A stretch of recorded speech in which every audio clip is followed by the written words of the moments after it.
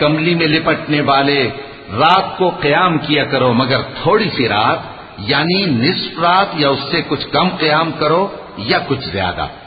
اور قرآن کو اچھی طرح ٹھہر ٹھہر کر پڑھا کرو۔ ہم ان قریب تم پر ایک بھاری فرمان نازل کریں گے، کچھ شک نہیں کہ رات کا اٹھنا